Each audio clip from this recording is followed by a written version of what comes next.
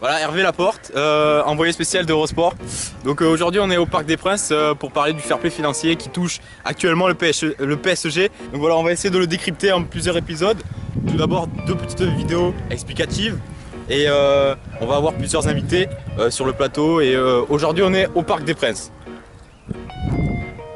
Le PSG est champion de France de foot, mais il va aussi être sanctionné par l'UEFA, dirigé par Michel Platini, au titre du fair play financier. Bonjour Nicolas Barré. Bonjour Thomas. Alors je ne vais pas vous demander de commenter la saison sportive du club, mais plutôt de nous parler des conséquences économiques de ce fair play financier. D'abord, qu'est-ce que c'est le fair play financier ? Ce sont des règles finalement assez complexes qui font que les clubs ne peuvent pas dépenser plus d'argent qu'ils ne gagnent. Les recettes, la billetterie, les ventes de produits dérivés, etc.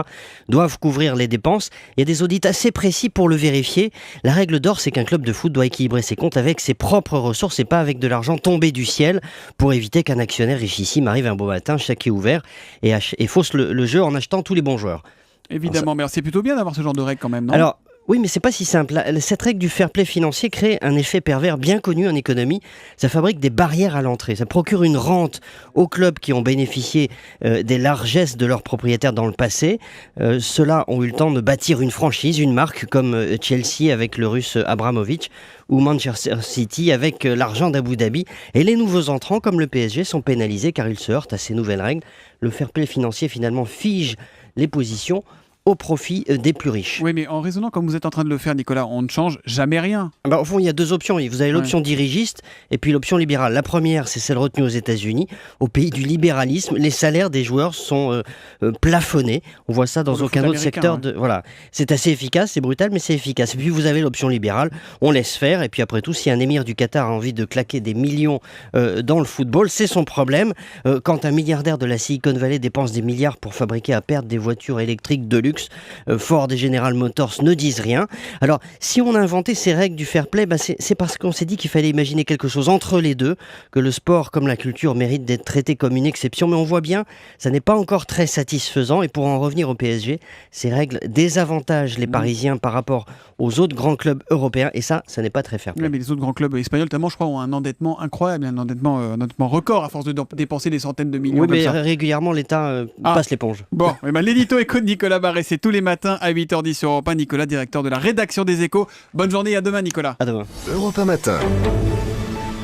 On va avoir le grand plaisir de parler avec le président du PSG, Nasser Al-Khelaifi, qui donnera son opinion sur ce fair play financier. Et puis on aura aussi l'occasion d'en parler avec les supporters du PSG qui sont plutôt mécontents de cette annonce. Bonjour Nasser, vous allez essayer de nous décrypter un peu vos sentiments sur cette sanction là qui vous touche particulièrement ces derniers jours. Alors déjà une immense déception de la part de tout le club parce que l'UEFA a été très dur avec le PSG. C'est vrai que nous avons dépensé beaucoup d'argent mais on l'a fait pour notre projet.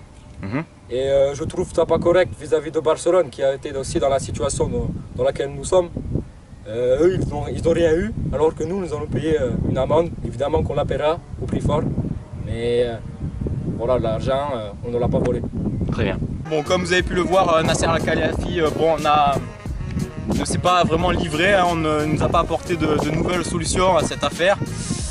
C'est normal, il ne veut pas encore dévoiler tous les chiffres. Et il ne veut pas perdre la main sur ce dossier.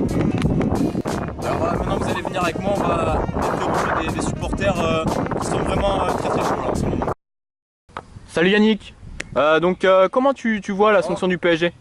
Ouais, moi je suis un fanatique du PSG depuis une bonne dizaine d'années, voilà. J'ai connu les moments de doute comme les moments de succès. Je trouve que la sanction qui a été exprimée par l'UEFA, c'est du grand n'importe quoi, voilà, je suis pas content. Donc je vais exprimer ma colère. Voilà, le PSG ils avaient un projet. Ils pouvaient se payer des joueurs de cette qualité-là. Voilà, je me prénomme Franck, je suis un joueur de football et là je vais vous faire une petite démonstration de ce que je vais faire. Pour un jour j'espère aller au PSG parce que Paris c'est une ville que j'aime bien venir.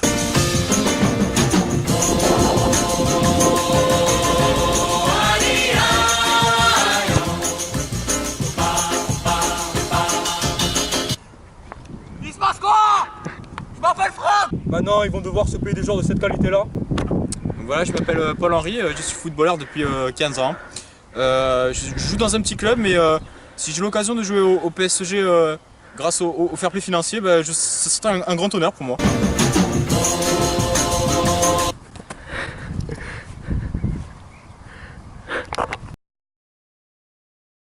Et je peux vous dire que ça me fait chier, voilà.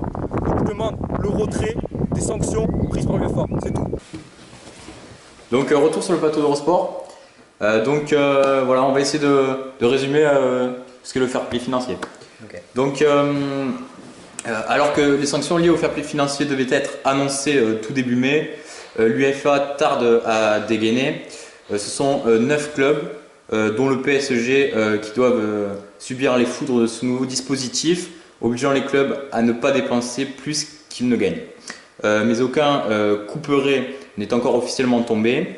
Et si le PSG avait initialement accepté sa sanction de 60 millions d'euros d'amende, limitation à un seul transfert de 60 millions d'euros maximum, limitation de la masse salariale au niveau actuel, inscription de 21 joueurs au lieu de 25 en Ligue des Champions, le club tenterait finalement de négocier.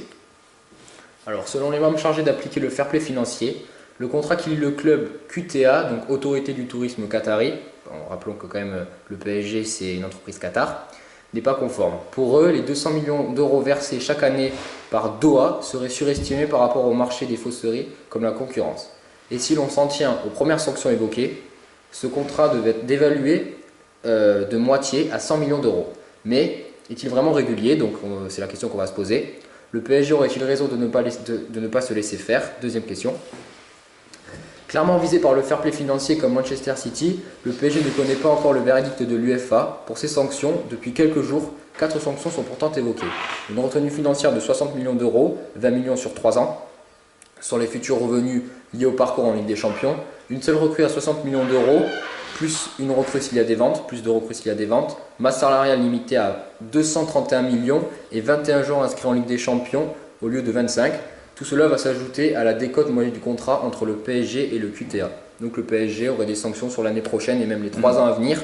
Donc un fardeau quand même. Ouais, voilà, ce qui mettrait fin un petit peu au projet soi-disant du PSG et des Qataris.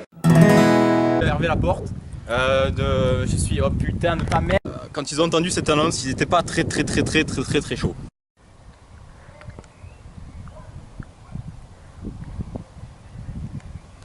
Bon, salut Yannick, alors qu'est-ce que tu peux me dire là sur le... Alors je demande le retrait et définitif. J'ai craché.